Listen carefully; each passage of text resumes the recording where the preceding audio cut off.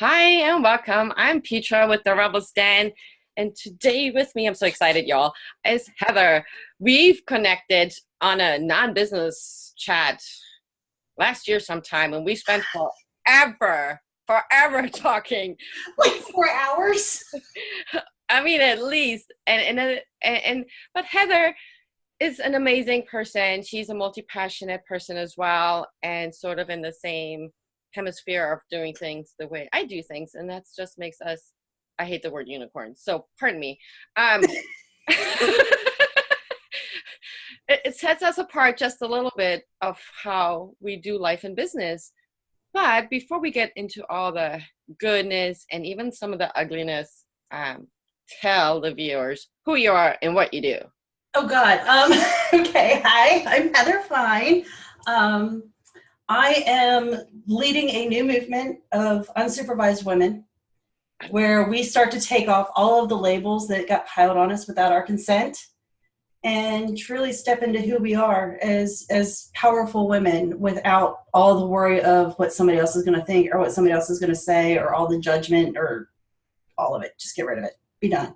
Yeah, that I absolutely love that because men, women, whatever, we all have that. We all have that. We do. And it's funny about it, and because I've been reflecting on this morning while I was getting ready and just kind of getting prepared for today. And I got thinking about, when do those labels start falling onto us and what does that look like?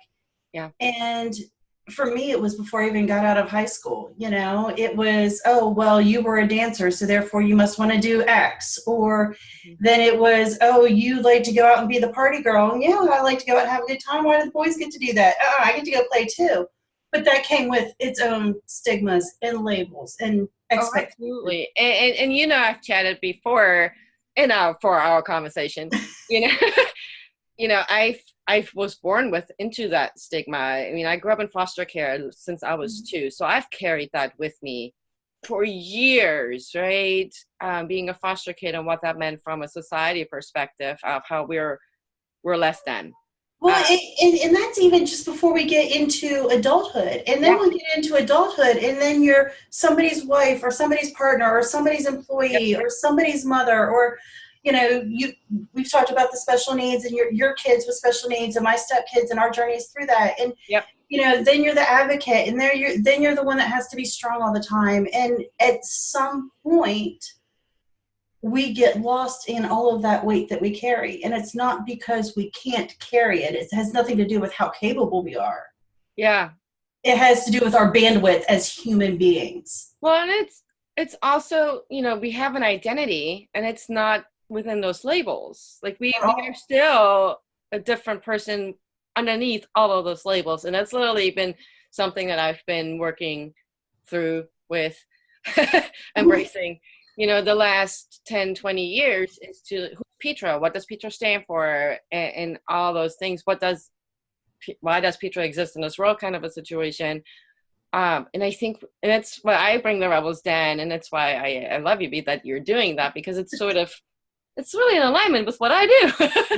No, it is. And I watch way too many movies, and I'm not a classic movie buff, but I do pop culture movies, and I get a lot of messaging from that. It's kind of how the universe speaks to me. Yeah. And one of those movies, and it's a typical guy movie, like the chicks don't like it, but Fight Club. And you've never seen it. Okay, I've never read the book. Okay, so the whole thing about Fight Club, I know at first you don't talk about, like the first rule about Fight Club is you don't talk about Fight Club. But it's this whole existential crisis that this person is having who is essentially Gen X. We're all in this, we're not baby boomers, we're not millennials, we grew up in the late 70s and early 80s, and people were doing cocaine in high school, and AIDS scared the shit out of us as kids, and because it was a death sentence then. We stifled ourselves because of some of those fears. We grew up in a political climate that we never thought we'd be where we are today. Truly. And yeah, it's all connected, right? Like it's all connected. It's all connected in the way that we tried to live into the image of what our parents wanted us to be. That, oh, you go to school and you get your job and you have a 9 to 5 and you work for the same company for 40 years and blah blah blah blah blah. Right? Then you die. And then you die. So the whole premise of Fight Club is this gentleman in this generation of men in trying to find their purpose in life. And then there's this wonderful quote, and I'm gonna fuck it up. Like I'm gonna fuck it up. But essentially, it's our Great Depression. You know, gosh darn it! Now I'm gonna get really mad because I'm gonna not even remember. Hold on a second. I've got it stored. But it really has a lot to do with who we are, who we've become, how we got to where we are, and what is keeping us stuck in some of that. Mm-hmm. The quote is, "We're the middle children of history, man. No purpose or place. We have no great war, no great depression. Our great war is a spiritual war. Our great depression is our lives. But we've been raised on television to believe that one day we'd all be millionaires and movie gods and rock stars, but we won't. And we're slowly learning that fact, and we're getting very, very pissed off." Yeah, how true that is, though. I mean, even, you know, with my own upbringing, it's like, I say this all the time, like, we're literally taught to go graduate high school, go to college, live our life, going to work 9 to 5. That sucks the soul out of you, and then you die. Like, that's literally the trajectory we're being taught to live, without sort of having like, oh, there's other ways to do that. You know, we see the movie stars, we see the rock stars, we see all these people doing amazing things, and we're like, well, how did they get there? How did they break away from the mainstream, the statistics that we're taught? And you mentioned the TV, the movie. You know, one of the things when I started working like on my mindset and personal development, the show I grew up with is Roxanne. Mm-hmm. I loved that show growing up. I loved what she stood for. I loved how her character was sarcastic and real and all that other stuff. Now I'm looking at it going, all those tiny messages that we didn't pick up because we weren't aware and awakened enough and woke enough and all these other cool things.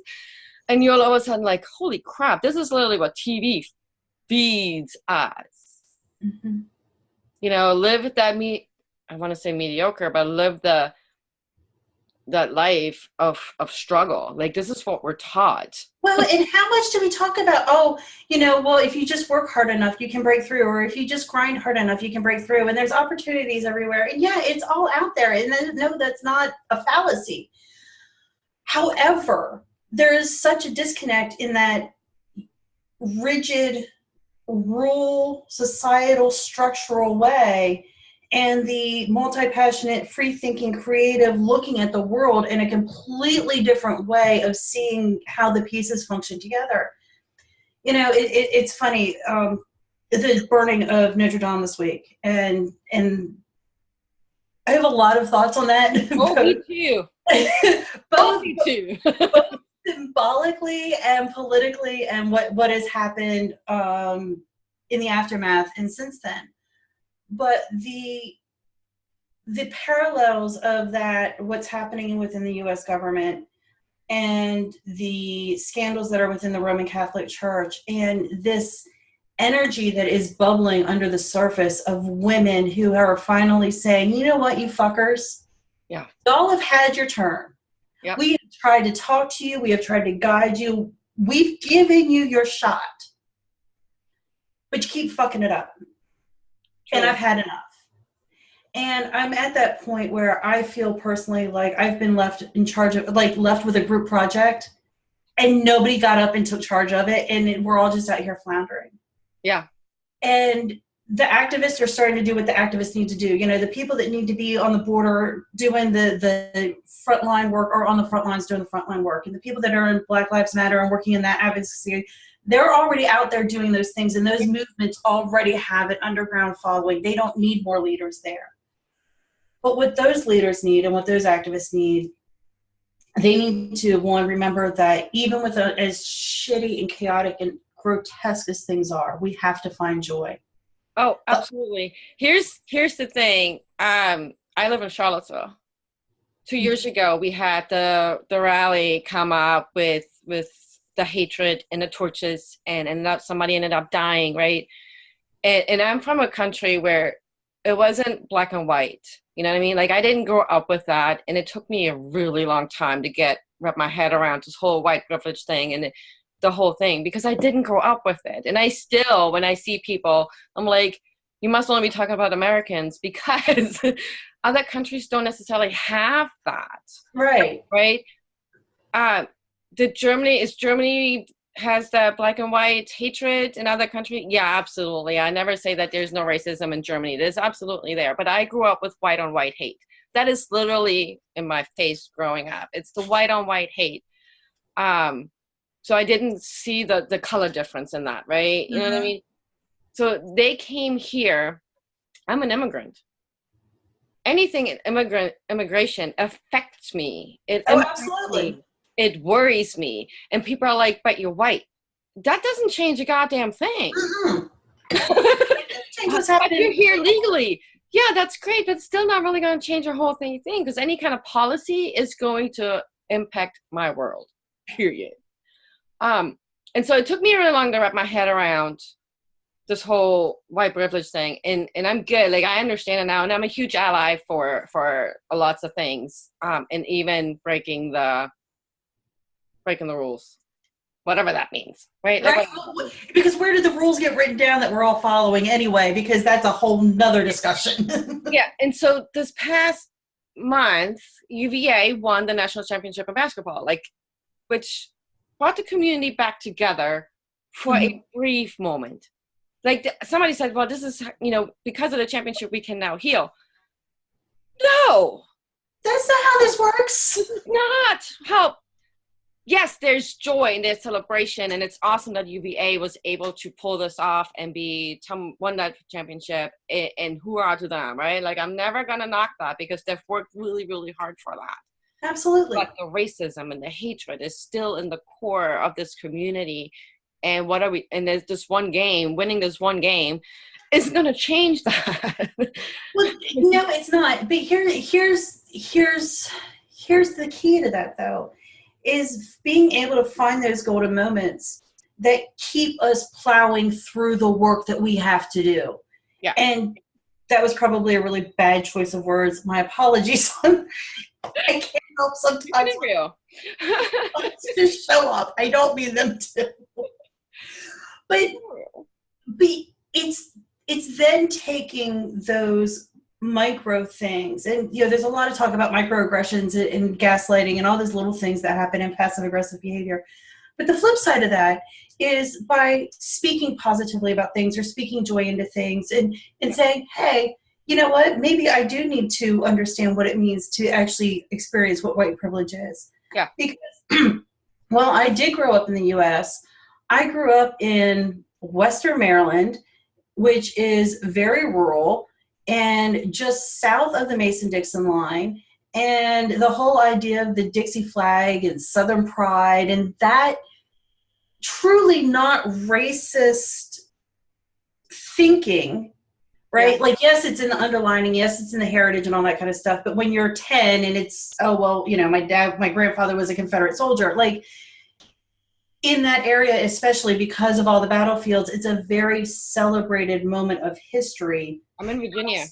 Yeah, outside of why it was happening, right? Yeah. Like it had, like they somehow, and yes, it's whitewashing, and yes, it's eliminating, and yes, it's wrong, and we're working on that.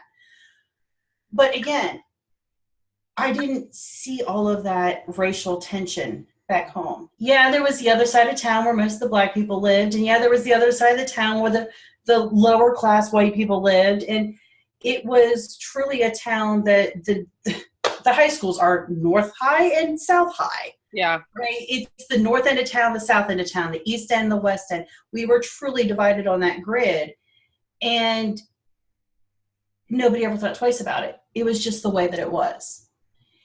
But now that I've moved out of hometown and been out and seen a little bit of the world and talked to people from around the world, you start to put those pieces together, and it's, now what do I do?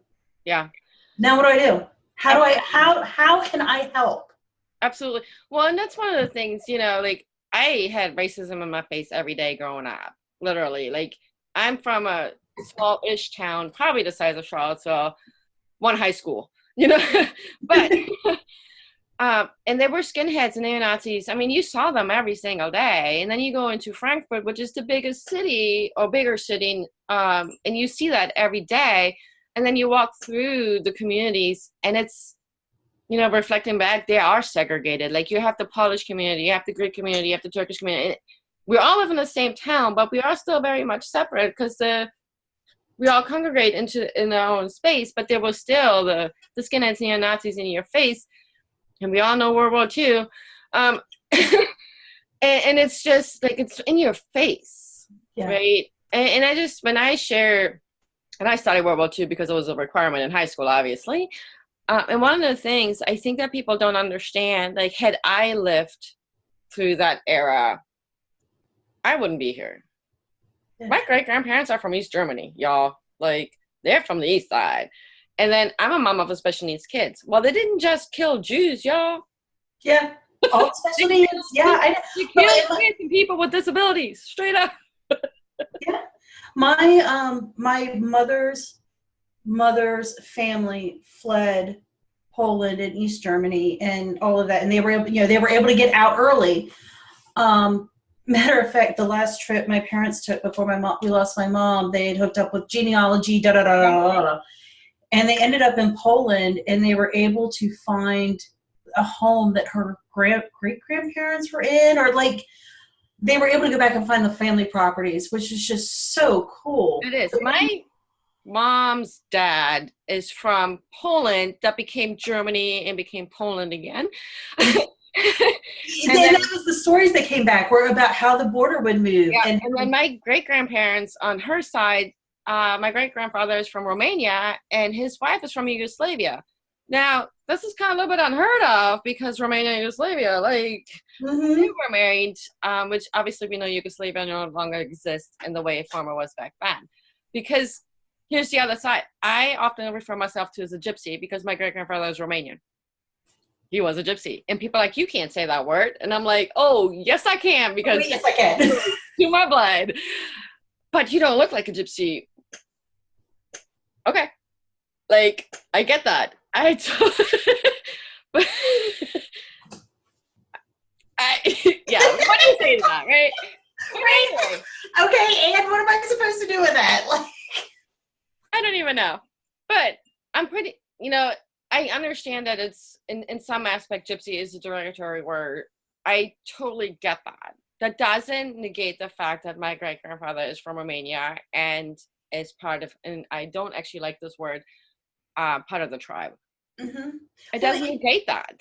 I went through a bit of that with my spiritual practice too, because again, some of these words that have been, especially in the online communities, have just been hijacked and just stripped of what their authentic meaning was.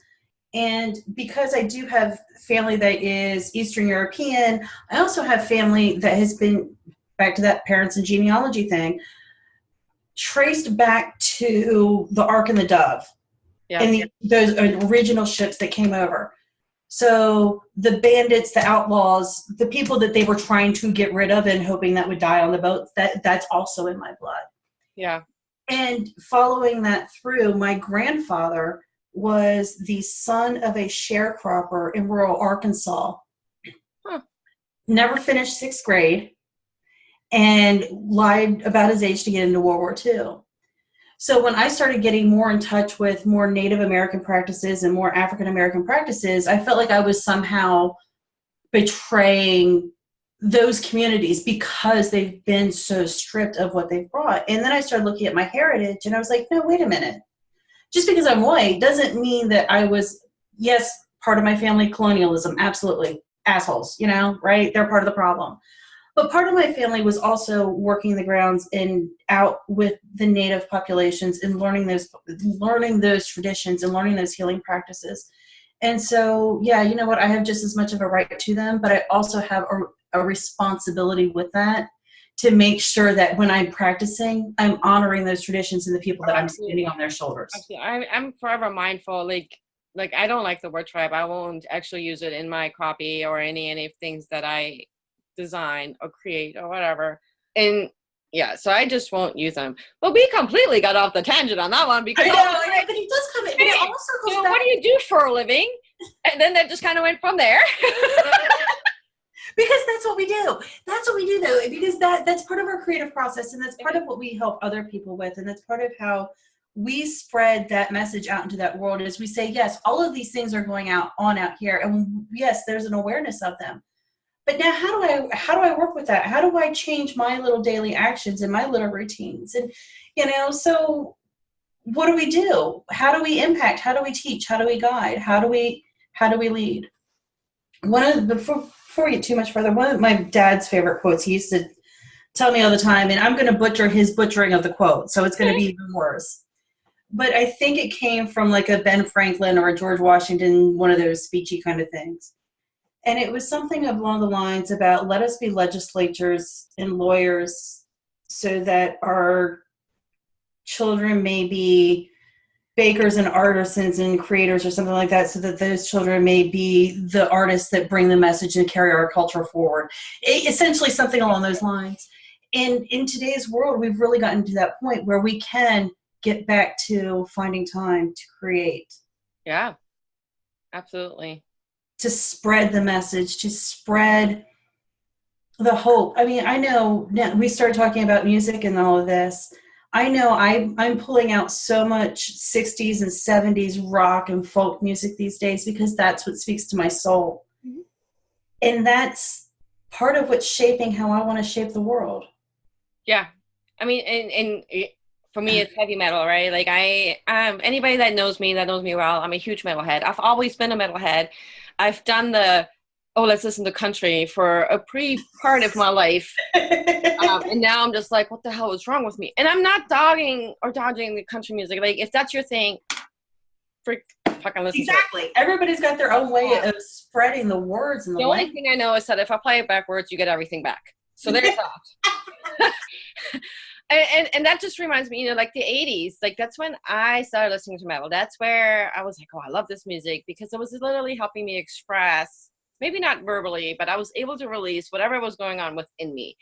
As a foster kid, as a rape survivor, as an abuse survivor, all the shit I've been through, heavy metal was helping ground me in ways that I can't explain. Mm-hmm. You know what I mean? Like, and it's not, sometimes it's the lyrics, sometimes it's the harmony, sometimes it's the bass that comes through that I'm feeling the vibration right here. And I'm like, it's like almost like a half orgasm. Yeah. That's how I feel about EDM. EDM, I love EDM. Give me late 90s, early 2000s, Euro, house, trance, Oakenfold, Tiesto stuff, and I am in heaven for hours.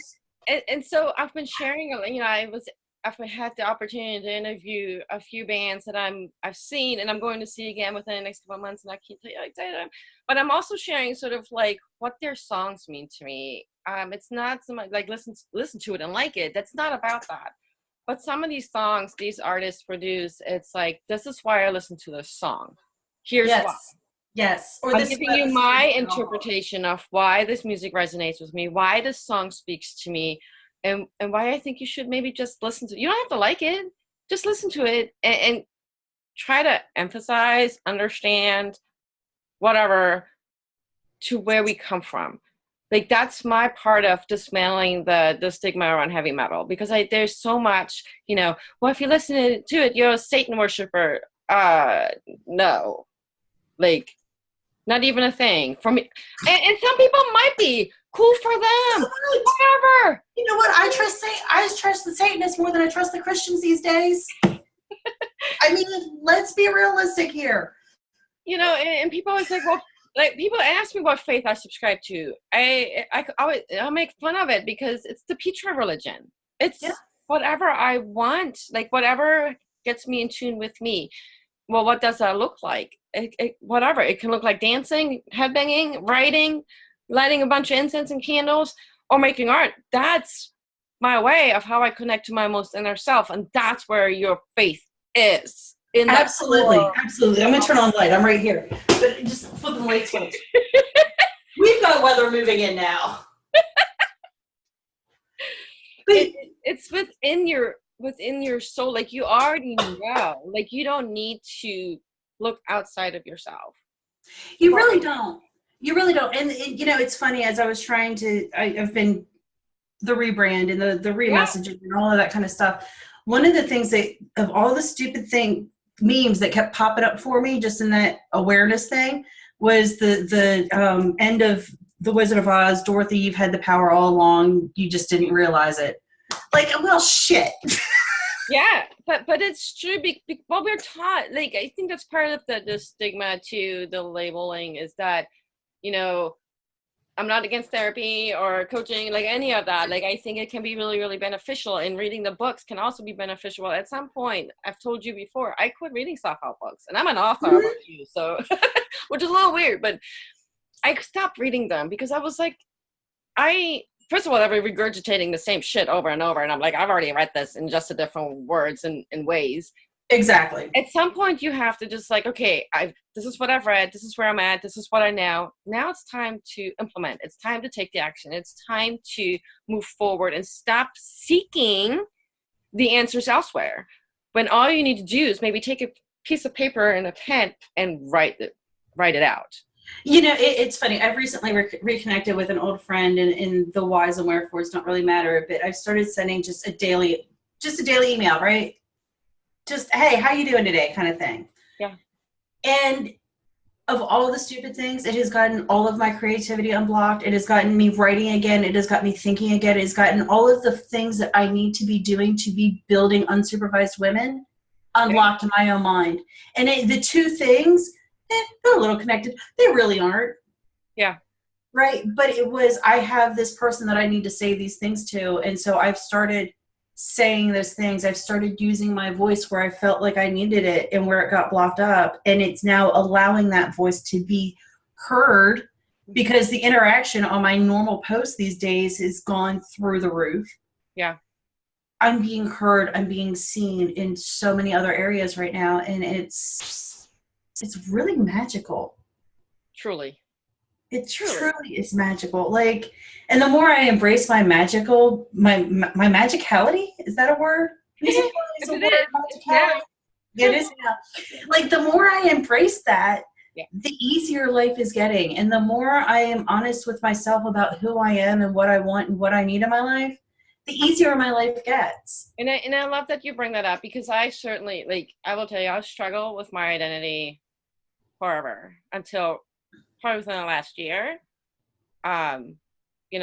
Not just as an immigrant, but as a foster kid and as a bisexual woman and so many other things, right? Because here's the thing, when I first started into my own business, people are like, you need to be more feminine. I have a hard time with that. This is who I am. I'm pretty masculine in who but you're a Libra, and your point. What does that have to do with anything? But Libra is feminine. I'm a woman. Wholeheartedly, I'm a woman. But part of my identity is that I'm more masculine. I think more masculine. My actions are more masculine. The way I dress and do and act, it's all masculine. And I struggled with that. Because people were telling me I was wrong. I have so much to say on this, because I have also had this struggle. Like, I have had so many downloads on this in the last week alone. It's not even funny. And what I've basically come to the conclusion of, and again, this is kind of looking at the big picture of life, because I see the forest, right? Like, I understand the importance of the trees, but I see the forest. And I'm looking at the forest of which we're living in, and I'm seeing all of these very bold, powerful, gorgeous women, including you, that have this very masculine view of the world, this very masculine way of coming and carrying ourselves and conducting ourselves. And the light bulb has been, that's because we need to be able to speak to men in the language that they're going to hear and receive what women need to say. Yeah. Right? Absolutely. And it's so funny because, and I may have mentioned this before to you and other people, I read paranormal shifter romance like crazy. Like, that's my new go-to reading for any kind of life thing, because when you step into fiction, there's actually some real stuff that comes to you. Yes. You can apply in real life, which is really, really amazing. So stop reading all the nonfiction shit. Well, the reason Don't, but balance that. Find that balance in that. So I started reading that, and I was, there's all these tests and quizzes and blah blah blah. Yes, I'm an introvert. Yes, I'm an extrovert. Yes, I'm all these things. And at my core, I'm a woman. I'm good with being a woman. I wasn't always okay with being a woman. That being said, I'm good with being a woman these days. Mm-hmm. But I'm also good not being a feminine woman. I don't wear makeup. I don't do my nails. I don't do things femininely-ish. I don't look at relationships the way the feminine side will look at relationships. I'm an animal. Look. Let's do it like they do on the Discovery Channel. Animal. You know what I mean? There is a movement, I think, that's starting that may actually be coming into part of my work, but I'm not real sure. But it's by women who are in monogamous, heteronormative, monogamous-looking relationships. And how we got there, and now what the fuck do we do with ourselves? Because that's all well and good and all, but definitely been part of my challenge, my journey, because they'll see me and my partner and it's a heterosexual relationships, and all of a sudden I'm the cisgender woman, and I'm like, no, that is not who I am. Yeah. Right. It's funny because a couple of years ago I was reading that bi women roll up their pants. I was rolling up my leg pants at the bottom just because it's my style, and there was a blog post that if you do that you're a bi woman, and I'm like, what the fuck is that shit? But in all fairness, I'm vertically challenged, so like if I don't roll my pants up that much. But I was like, who comes up with the stuff that when you're rolling your pants that you're a bi woman? Like, in all fairness, there's the hanky code from the gay clubs. That's it. That. And here's and that's it's been part of the challenge to fully embrace who I am, and that's why the Rebels Den is now a thing, because this is who I am. I'm a little crazy. I'm a little feminine, more masculine, more little like what the fuck. I can't believe you said that kind of a thing. And that's why I love our conversation today. Y'all can't understand how much I'm on the fence about opening up with you a little bit more, just because because of the impact of the other people in my life that it might have. I get that. There's just a lot of things I want to say I'm not saying right now too. So I got more people on mine, right? Like, I've got other people that have lives that I have to be concerned about. Truly. And that's the other flip side about this multi-passionate, creative, being 1,000% authentic yourself, is doing so in a way that doesn't harm other people. Absolutely. Well, and that's, I mean, what more to say about that? Nothing. Nothing. And at the end of the day, don't harm anybody else. You are a multi-person person. You're working on this new program, but also now you're a soap maker. And I know what the process is because I used to have a soap business, so I understand what you're going through with all of that. And you do a few other things here and there. I don't really want to go into where you got started because we're so deep into the conversation already. Oh, yeah. But I know you've got some shit days. Yeah. How do you get through those shit days, and how do you pick yourself back up to keep going? Because part of the multi-passionate or any kind of creative person, it doesn't necessarily have to be multi-passionate. We all have those shit days, and then we just berate ourselves, and then we don't get back up, and then next thing we know, months and years pass. But how do you get yourself through that so you don't, wait 6 months to get going again? That's interesting because I'm kind of on that 6 month mark right now since I had a major surgery. But that was did you know you were gonna get some coaching questions? First things first, to quote our Lord and Savior, Maynard James Keenan, you have to separate the body from the mind. Okay. And it sounds like, well, duh. No, you do. You have to, before you can even really heal the depression and the anxiety that underlie all of us, you have to make the distinction between what is me in my head, my internal dialogue, what is my meat suit malfunctioning? Yeah. Right? Because when we go to the doctor and we say, hey, I'm having problems with depression, and they give you pills They are giving you pills because your meat suit is malfunctioning, right? So what do you need to do to get your meat suit functioning properly? Now, yeah, there are autoimmune diseases and there are horrible things out there that people are battling. You have to find what works for you. Sometimes it's prescription medication. Sometimes it's a plant-based diet. Sometimes it's more vitamin D and more water. Sometimes it's medical marijuana, which I've been using since December of 2018 legally. Yeah. And it's made a night and day difference. That is the one single thing that I can say. Absolutely. I have been on a strong run since December. And even when I have a down day, I'm like, whatever, tomorrow will be fine. I think the point that I would like to drive home is you got to figure out what works for you, because there's so many things, and it could be applied to anything, whether it be some kind of autoimmune disease. My son has a liver transplant, so he's on meds forever, and there's no choice in that matter. No. Other stuff going on with him. My partner's diabetic, so there's stuff going on with him, but all that impacts you mentally as well.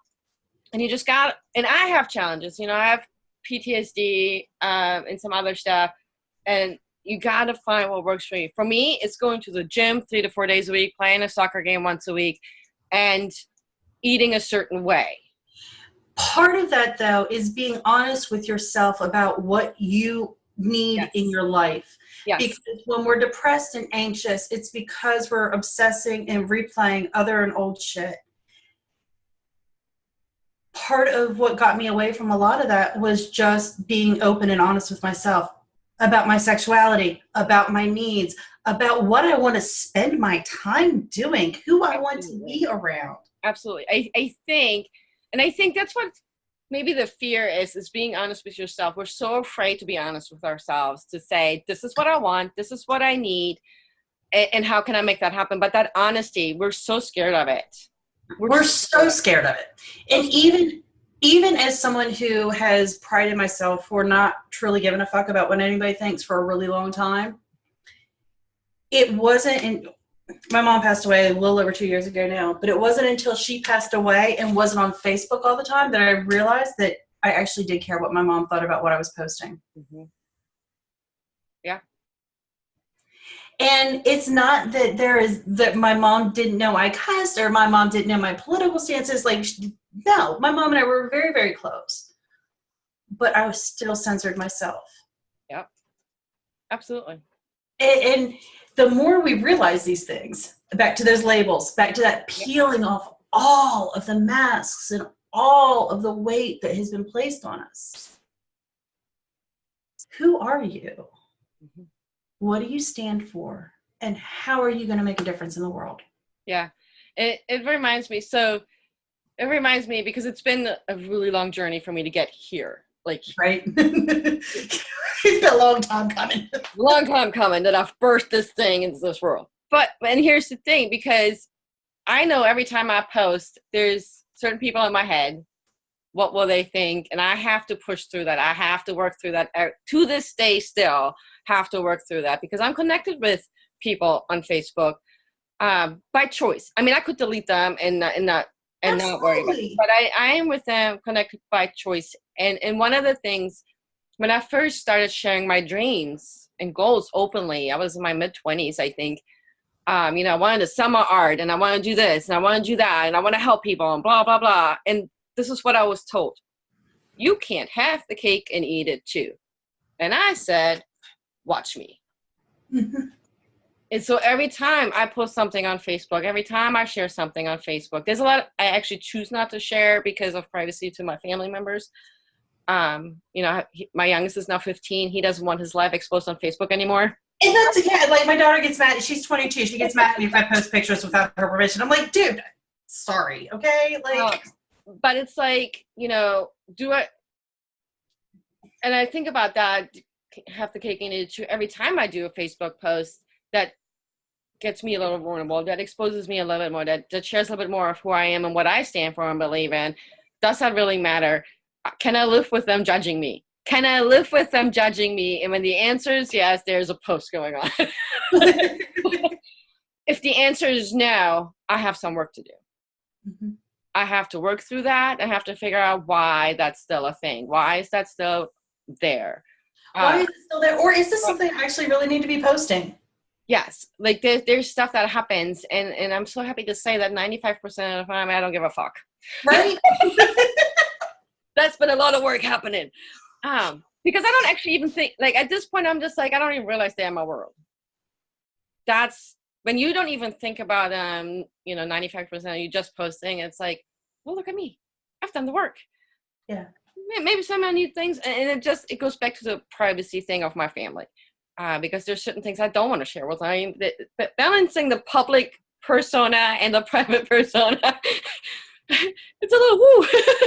It is. And that, honestly, that juggle, that teeter-totter has been what's held me back for a very long time, because I have watched some people go from, that very small following, they get traction and they boom, and they're a community leader, or they're running the next hot spot in town, or they're running the next best coaching program, and they crumble under it. All those character flaws, all that assholeness that just gets magnified. And I am so terrified of that.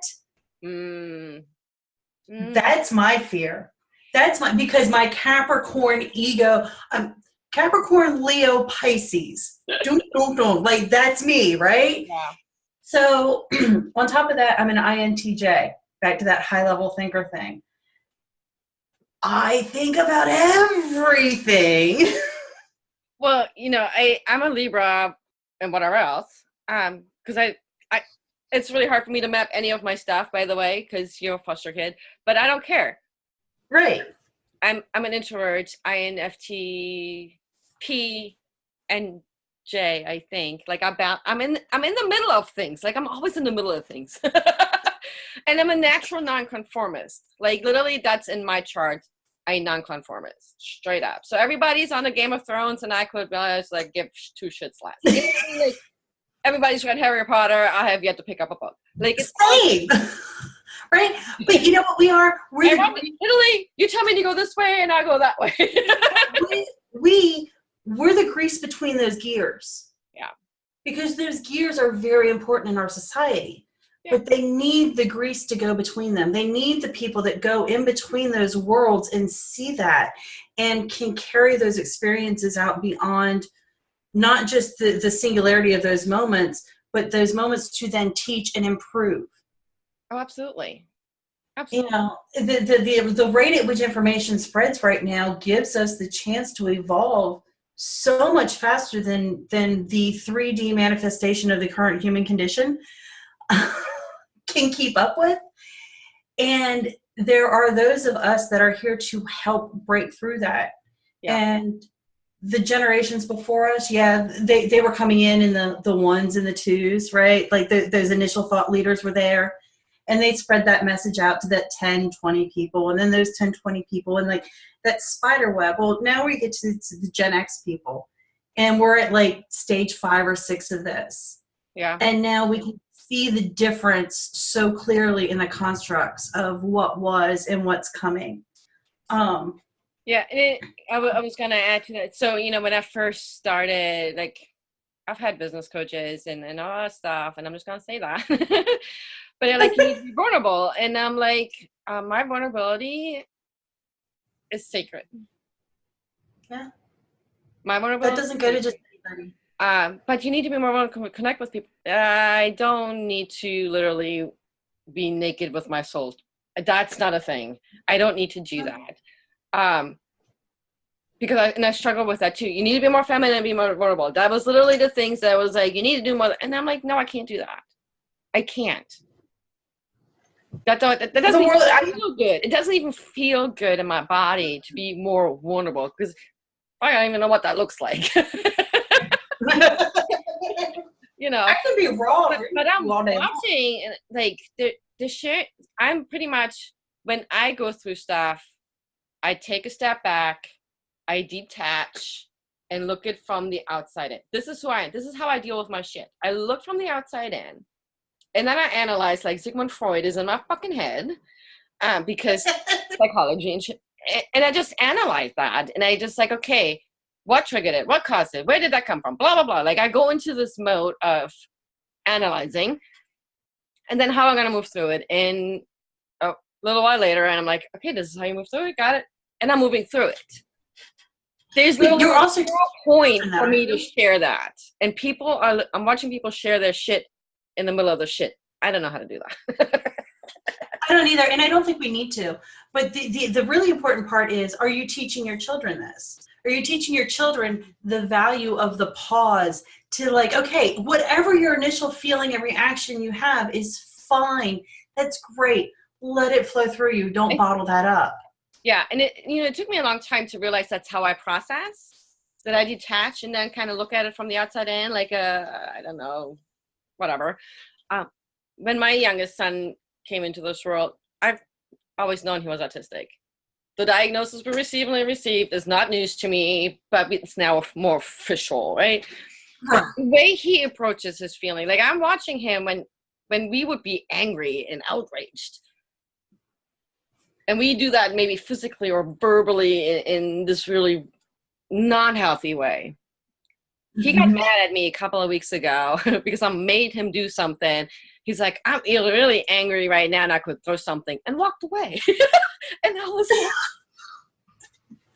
where did that come from? And can I have that? There's a meme going around lately. Something about, I wish I could be like a 3-year-old. I could scream when I'm really upset about something and then I'm done with it. Yeah. It's the same thing. Absolutely. But it was just like, this is who he is. And this is literally how he's processed all of this. Because, because of the autism, he thinks and processes things differently in the first place. But he's literally showing me, like in the way, how that's healthy.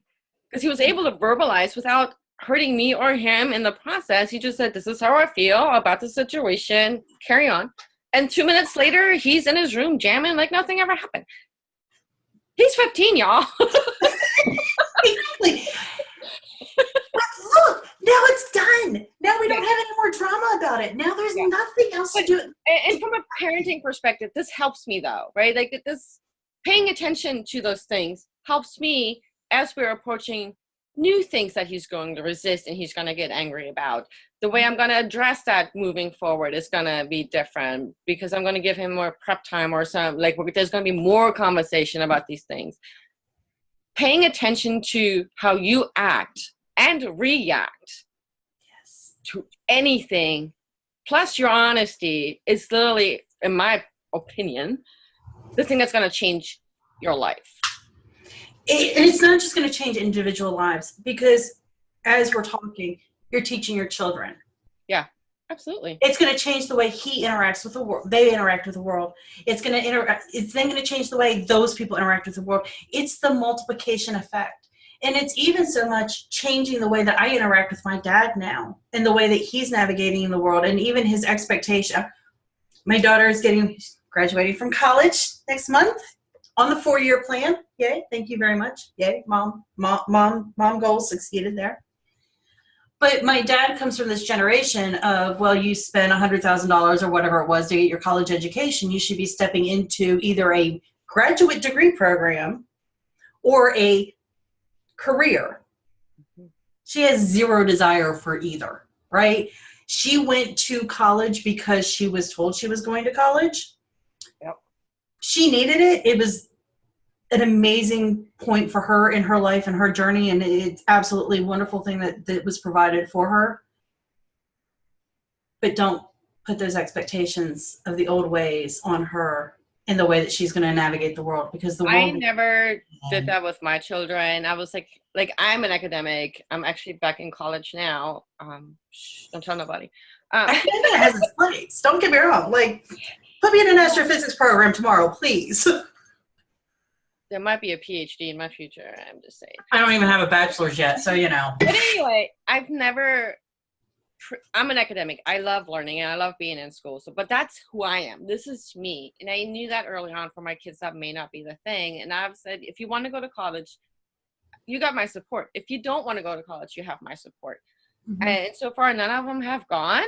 That doesn't mean they won't later. They're only, 26 and 21 and then 15. Like, Yeah. There's still time. I didn't get my first degree till in my late 20s. So it's whatever you want to do. My biggest thing was experience life, figure out what you want to do, what you're good at, and just kind of live a little. And I watched my 26-year-old, he went into the military, and it was really, really good for him. It was like one of the best things that could have happened for him. And now he's figured out what he wants to do, and it's not the military.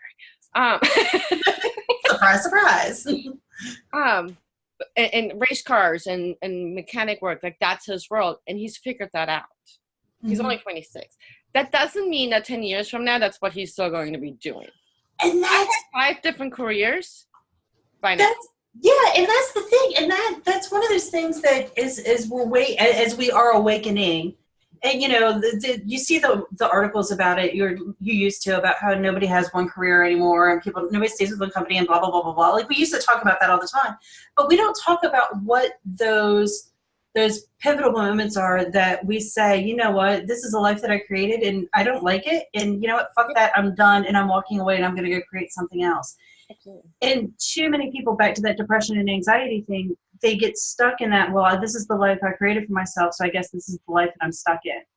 And then they get depressed, and then they get anxious, and then they're looking for pills, and then they'll like bring all of that. We just went full circle on the whole thing. And so it's being brave enough to say, hey, stop the merry-go-round, and let's get it going in a different direction. And that's okay. Yeah. It takes time. Oh, absolutely. You have to be gentle with yourself. It takes a process. It's not going to happen overnight. Yeah. But if you want it to happen, anything's possible. Absolutely. I absolutely believe that. And you know that. Well, I want to make sure I mind my time here because we could go on for another 3 hours, but we all have things to do. So, real quick, where can people find you, connect with you, work with you, like all the jam? All the jam is, everything is moving to unsupervisedwomen.com, just like it sounds. Mailing list is set up, the social tags, the Instagram, the Pinterest, the Twitter, they're all there. I got them all before I told anybody, so yay.